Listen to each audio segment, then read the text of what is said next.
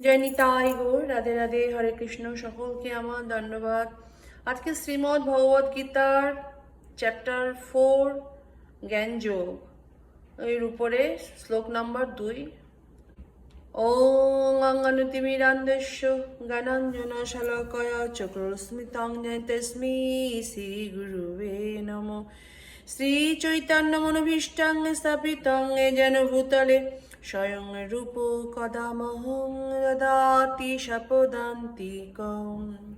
বন্দেহং শ্রীগুরু শ্রীযুতপদকমলং শ্রীগুরুन् বৈষ্ণবাংশং শ্রীরূপং সগ্রজাত সগণ রঘুনাথাতীতং তং সজিজং সাদয়িতং সাবদূতং পরিজন সহিতং কৃষ্ণ চৈতন্য দেব শ্রী রাধা কৃষ্ণ পদং সগণললিতা শ্রী বিশাখান্বিতশ্চ।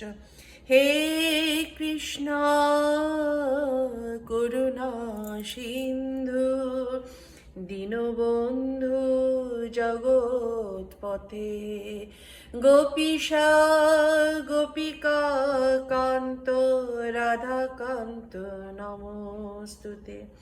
তপ্ত কাঞ্চন গৌরঙ্গী রাধে বৃন্দাবনেশ্বরী বৃষভানুসুতে দেবী প্রণমামি হরি প্রিয়ে।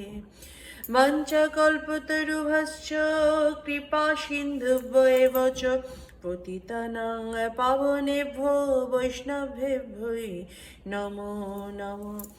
জয় শ্রীকৃষ্ণ চৈতন্য প্রভু নিত্যানন্দ শ্রী অদ্বৈত গদাধর শ্রীবাসাদি গৌর ভক্তবৃন্দ।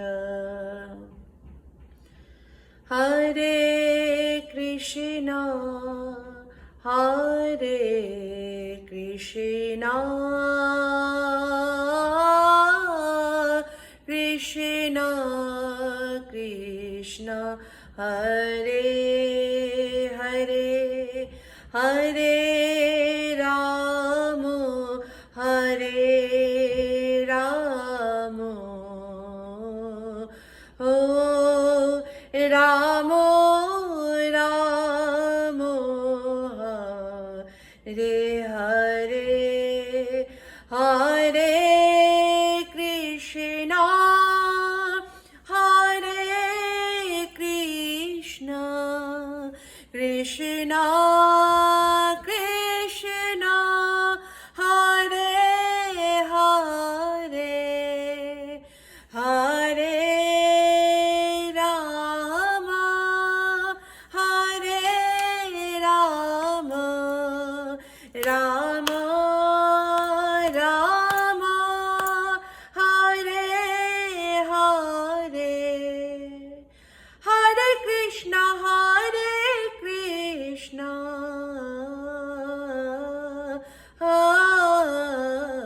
কৃষ্ণ কৃষ্ণ হরে হরে হরে রাম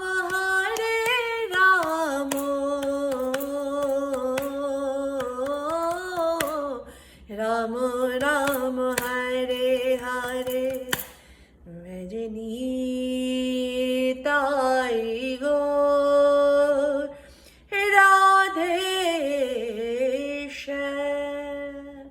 হরে কৃষ্ণ হরে রাম। জ্ঞানযোগ। জ্ঞানযোগের উপরে শ্লোক নাম্বার 2। এবং পরম্পরা প্রপ্তমিমং রাজস্বয় বিদু সকালে নেহ মহতা জগনষ্ট পরন্তপ। গীতার গান কি?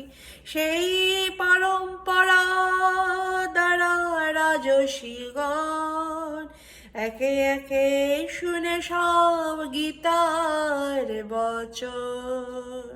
কালক্রমে পরম্পরা হয়েছে বিনষ্ট। পরম্পরা বিনা জানো সর্বত্র ভ্রষ্ট। অনুবাদ। এইভাবেই পরম্পরার মাধ্যমে প্রাপ্ত এই পরম বিজ্ঞান রাজর্ষিরা লাভ করেছিলেন।